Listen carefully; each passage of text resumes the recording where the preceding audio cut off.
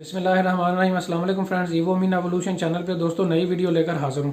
दोस्तों आज की जो वीडियो है वो ग्रीस के बारे में है, यूनान के जिसे कहा जाता है उसके बारे में है कि अगर आप ग्रीस अप्लाई करते हैं तो आपने वीज़ा एप्लीकेशन फॉर्म को किस तरह से फिल करना है, उसको पूरी लाइव डेमो जो है मैं आपको देने जा रहा हूँ। लैपटॉप की स्क्रीन पर फिजिकली आपको लेके जाके पूरा वीज़ा एप्लीकेशन फॉर्म ए से लेके जेड तक फिजिकली आपको फिल करके दिखाऊंगा।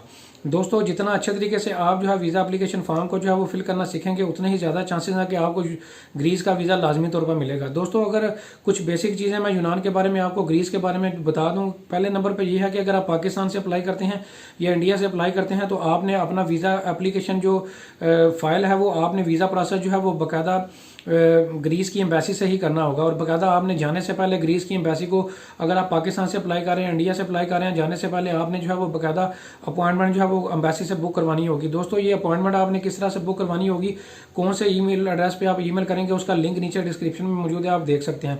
दोस्तों इनकेस अगर आपको ईमेल का रिप्लाई नहीं आता तो आप जो है बाकायदा एम्बेसी में कॉल भी कर सकते हैं, उसका नंबर भी, एम्बेसी का नंबर भी नीचे मैं लिंक डिस्क्रिप्शन में दे दूंगा।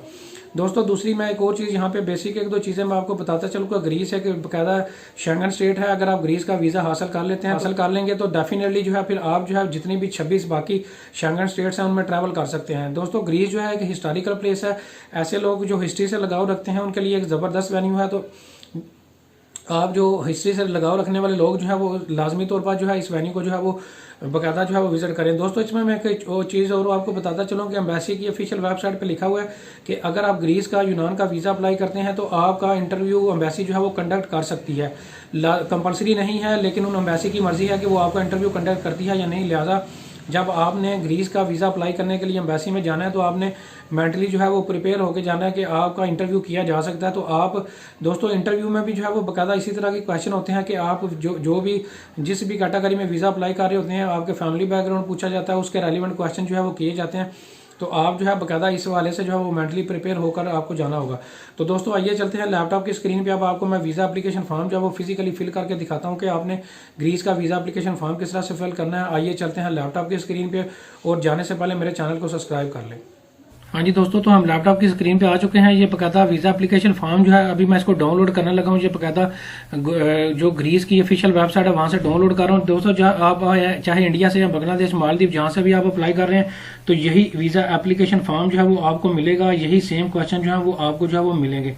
तो दोस्तों यहाँ पे जो है मैं आपको जो है वो बताता चलूँ कि इस वीज़ा एप्लीकेशन फॉर्म को जो है वो बाकायदा आपने ऑनलाइन डाउनलोड करने के बाद इसका प्रिंट आउट लेने के बाद आपने इस वीज़ा एप्लीकेशन फॉर्म को जो है वो बाकायदा बॉल पॉइंट के साथ जो है वो फिल करना होगा। कैपिटल वर्ड्स के साथ आप पूरा इस वीज़ा एप्लीकेशन फॉर्म को जो है आप जो है वो फिल करेंगे। तो दोस्तों चूंकि मैं आपको समझाने के लिए जो है बता रहा हूँ कि आपने फॉर्म को किस तरह से फिल करना है, कौन से क्वेश्चन को किस तरह से आंसर देना है, तो मैं आपको लैपटॉप की स्क्रीन पर ही बताने जा रहा हूँ। मैं इसको थोड़ा सा जूम कर देता हूँ। दोस्तों ये राइट साइड पर भी जो लिखा हुआ है फॉर ऑफिशियल यूज ओनली, इस राइट साइड वाले सारे हाने को आपने बिल्कुल जो है वो छेड़ना नहीं है, क्योंकि ये बाकायदा जो है वो एम्बेसी के यूज के लिए है। और इसको जो है वो आपने बिल्कुल किसी किस्म का इसमें जो है वो डाटा जो है वो फिल जो है वो नहीं करना। तो शुरू करते हैं वीज़ा एप्लीकेशन फॉर्म को। सबसे पहले आपसे सार नेम पूछ रहा है, यहाँ पे मैंने लिख दिया है। मिसाल के तौर पर मेरा अगर नाम हसन भट्ट है तो ये देखें बाकायदा लिखा हुआ है, नीचे मैंने हसन लिख दिया है। मेरा सार नेम फर्स्ट नेम, और भट्ट जो है वो मेरा सार नेम होगा। नाम आपके नाम का जौहरी वाला हिस्सा उसे सार नेम कहा जाता है। अब आपसे कह रहा है जब आप पैदा हुए थे उस वक्त आपका सार नेम क्या था, वो भी मैंने लिख दिया कि उस वक्त भी मेरा सार नेम जो है वो भट्ट था।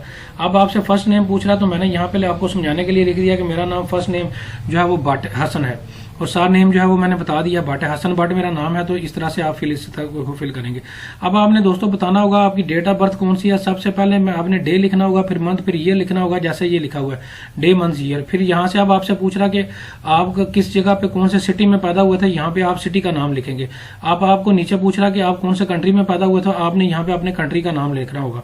अब आपसे कह रहा है कि आपके पास नेशनलिटी कौन सी है, तो मेरे पास पाकिस्तान की नेशनलिटी है। अब आपको कह रहा है कि जब आप पैदा हुए थे उस वक्त आपके पास कोई और नेशनलिटी थी, तो दोस्तों नहीं, मेरे पास सिर्फ और सिर्फ पाकिस्तान की नेशनलिटी थी। तो फिर मैं इसको इग्नोर छोड़ दूंगा। अगर कोई और थी तो फिर आपने यहाँ पे जो है उसका कंट्री का नाम देना होगा। अगर आपके पास कोई और पैदाइश के अलावा अब आप के पास कोई और भी नेशनैलिटी मौजूद है तो उसका उस कंट्री का भी नाम यहाँ पे आप दे सकते हैं।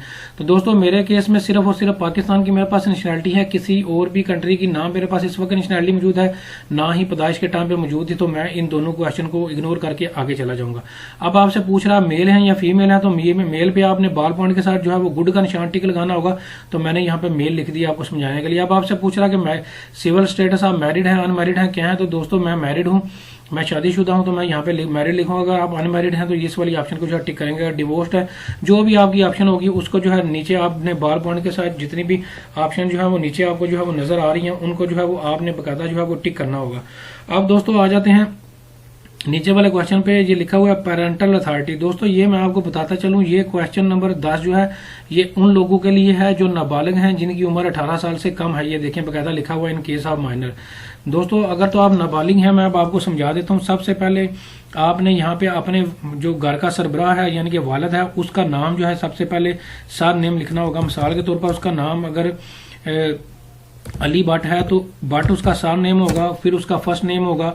ये देखें इस सीक्वेंस में आपने लिखना होगा, सर नेम, फिर फर्स्ट नेम, फिर आपने उसका एड्रेस, फिर आपने उसका जो है टेलीफोन नंबर, फिर उसका ईमेल एड्रेस, फिर उसकी नेशनैलिटी आगे लिखनी होगी। तो मैंने सर नेम उसका लिख दिया, फर्स्ट नेम भी लिख दिया। अब आगे उसका जो है एड्रेस मैं लिखूंगा, तो यहाँ पे मैं लिख देता हूँ कि DHL लाहौर में जो है वो पाकिस्तान में जो है वो रहते हैं। और उसके बाद आगे लिखा हुआ है कि उनका टेलीफोन नंबर, तो यहाँ पे मैं उनका टेलीफोन नंबर जो मोबाइल नंबर या कोई और उनका जो भी नंबर होगा, घर का नंबर होगा, वो मैं दे दूंगा। अब आपसे मोबाइल नंबर के बाद आपको कह रहा है कि आप उनका, हाँ जी दोस्तों, अब जो है वो अब आपसे जो है वो आपने जो है बकायदा उनका ईमेल एड्रेस देना है आगे जैसे लिखा हुआ है। अब आगे आपसे एंड पे पूछ रहा है कि उनकी नेशनैलिटी कौन सी है, मैंने नेशनैलिटी उनकी लिख दी है। तो दोस्तों ये क्वेश्चन नंबर 10 सिर्फ वो बंदा फिल करेगा जो कि नाबालिग है, जिसकी उम्र 18 साल से कम है। जिसकी उम्र 18 साल से ज्यादा है वो उसको हाल ही छोड़ देगा। अब दोस्तों आगे आ जाते हैं। अब आपसे कह रहा है कि आप अपना कौमी शनाख्ती कार्ड नंबर दें। यहाँ पे आपने अपना कौमी शनाख्ती कार्ड नंबर जो है वो देना होगा। जो भी आप पाकिस्तान, इंडिया, बांग्लादेश का जो भी कौमी शनाख्ती कार्ड नंबर होगा वो यहाँ पे आपने देना होगा। टाइप ऑफ डॉक्यूमेंट्स अब आपसे कह रहा है कि दोस्तों आपके पास ऑर्डिनरी पासपोर्ट है, कौन सा पासपोर्ट है वो आपने पूरी जो है वो अपनी डिटेल जो है वो देनी होगी। तो दोस्तों ये पे आप यहाँ पे दे सकते हैं, ये ऑर्डिनरी पासपोर्ट डिप्लोमेटिक। दोस्तों 99% लोगों के पास ये ऑर्डिनरी पासपोर्ट होता है। आपने बार पॉइंट के साथ इसको जो है वो टिक करना होगा। अगर दोस्तों आप गवर्नमेंट की जॉब करते हैं और अगर आप ब्यूरोक्रेट हैं तो फिर आपके पास ऑफिशियल पासपोर्ट जो है सर्विस पासपोर्ट होगा, और कुछ डिप्लोमेटिक कुछ लोगों के पास होता है पासपोर्ट। तो दोस्तों 99% लोगों के पास ये ऑर्डिनरी पासपोर्ट होता है। तो यही आपने बार पॉइंट के साथ टिक करना होगा। तो मैंने यहाँ पे जो है इसको लिख दिया है आपको समझाने के लिए। अब आपने आगे जो है वो चले जाना है। अब 13 नंबर, अब आपसे कह रहा है कि दोस्तों नंबर ऑफ डॉक्यूमेंट्स के, ये अब आपको कह रहा है आपके पास नए पुराने पासपोर्ट मिला के एक्सपायर और नए पासपोर्ट मिला के टोटल कितने डॉक्यूमेंट्स हैं। तो दोस्तों मेरे पास 4 जो है वो पासपोर्ट हैं, 3 एक्सपायर हैं और एक नया है, टोटल 4 हो गए, मैंने लिख दिया। अब आपको दोस्तों ये कह रहा है कि आपका पासपोर्ट जो है वो इशू कब हुआ था। यहाँ पे मैंने अपने पासपोर्ट की डेट ऑफ इशू जो है वो लिख दी है।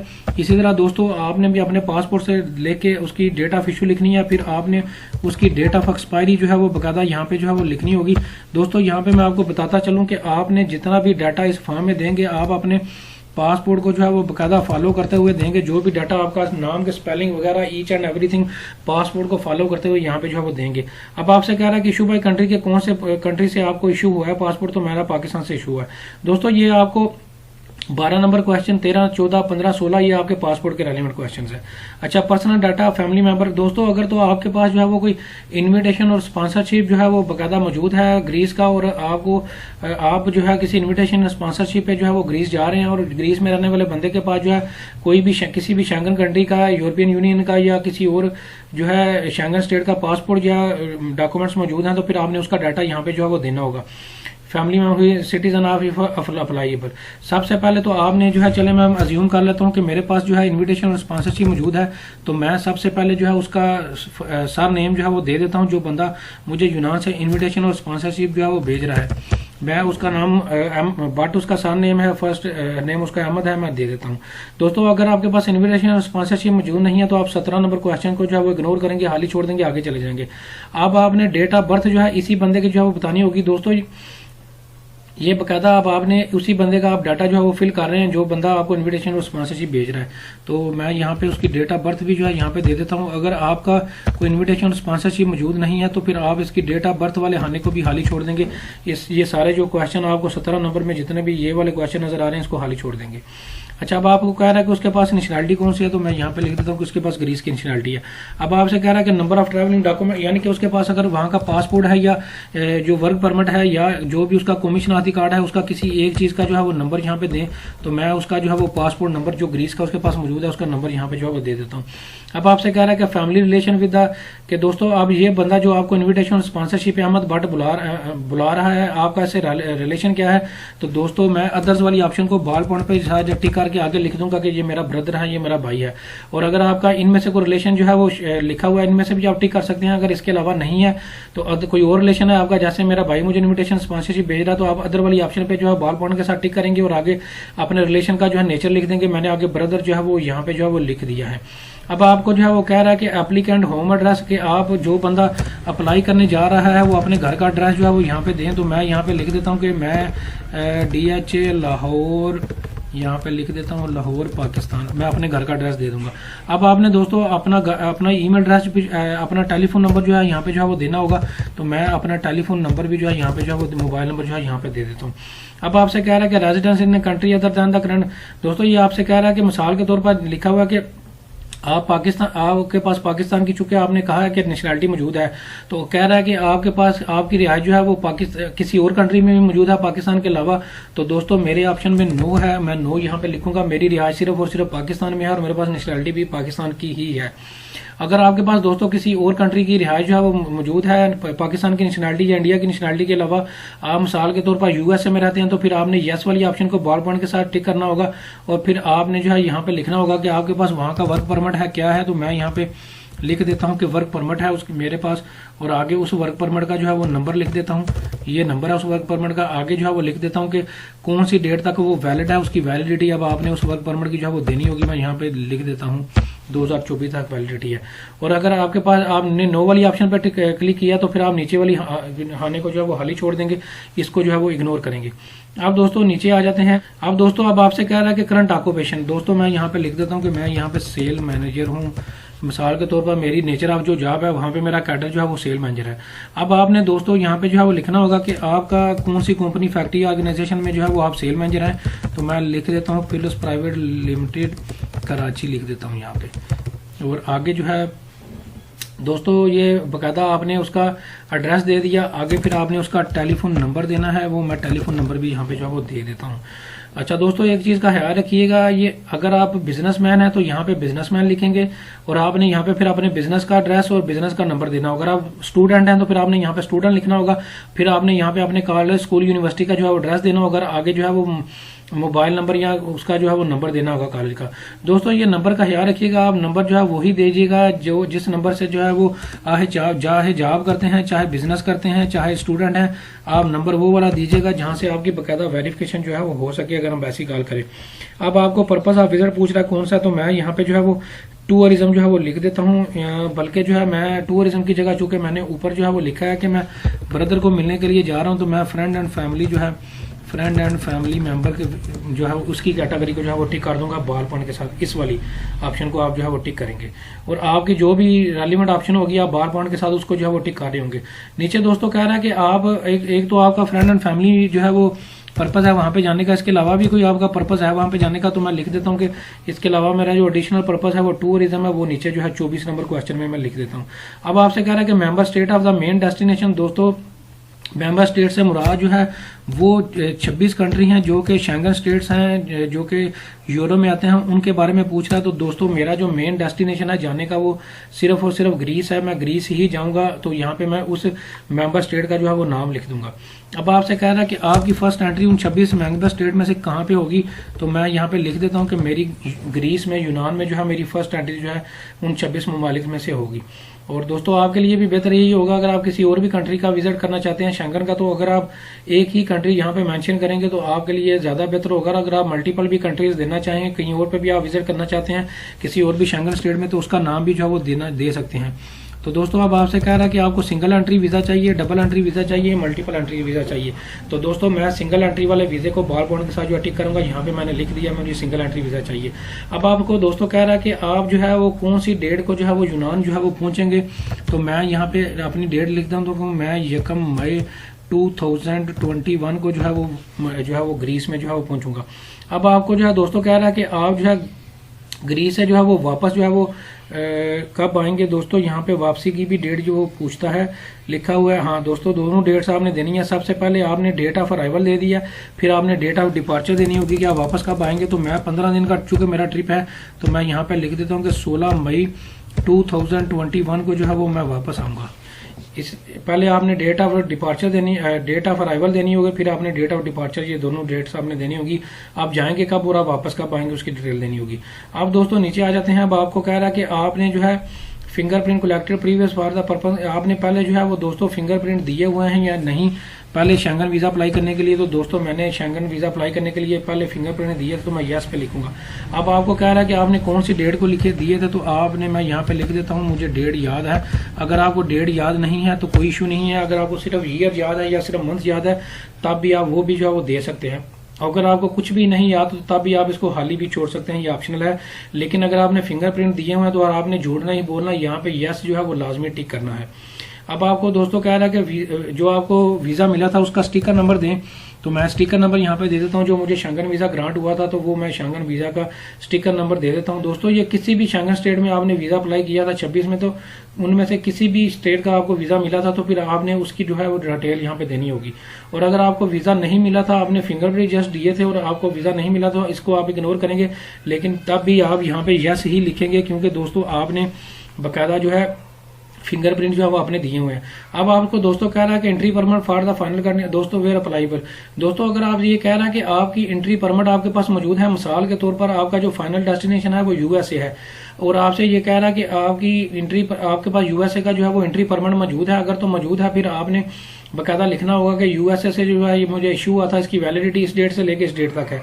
और अगर आपकी फाइनल डेस्टिनेशन जो है वो सिर्फ और सिर्फ ग्रीस है, वहां से वापस आएंगे, कोई और आपका फाइनल जो एंट्री परमिट है कोई और कंट्री नहीं है, तो फिर आप इस वाली ऑप्शन को जो है वो खाली छोड़ देंगे और इसको जो है वो फिल जो है वो नहीं करेंगे। अगर आपका फाइनल डेस्टिनेशन कोई और कंट्री है तो आपने फिर इस वाली ऑप्शन को जो है वो बाकायदा फिर डिटेल देनी होगी कि आप कौन से कंट्री का, आपका फाइनल डेस्टिनेशन कौन सा है, यूएसए है या कोई और कंट्री है, उसका नाम, फिर इशू कब हुआ था, एक्सपायर कब हुआ था, वो आपने डेट देनी होगी।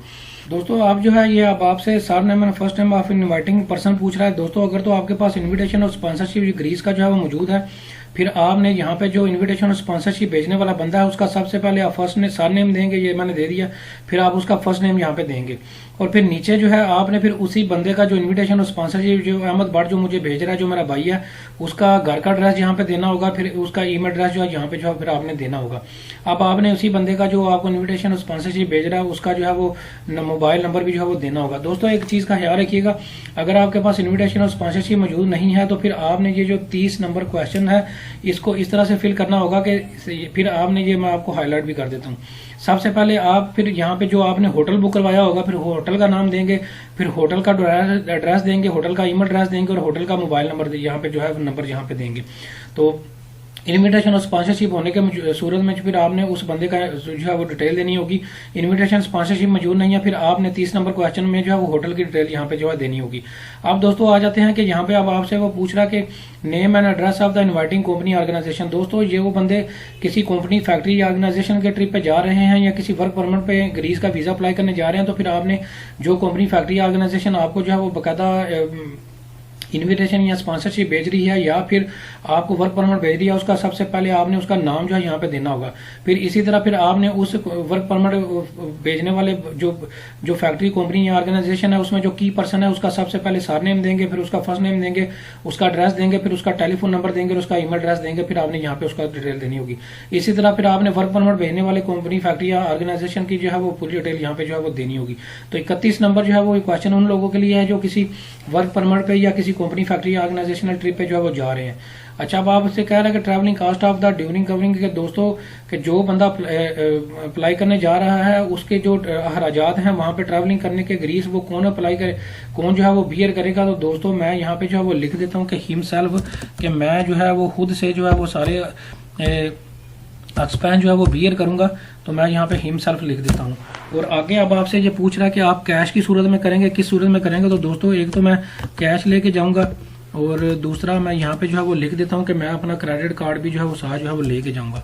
तो मैं यहाँ पे लिख देता हूँ क्रेडिट क्रेडिट कार्ड लिख देता हूँ।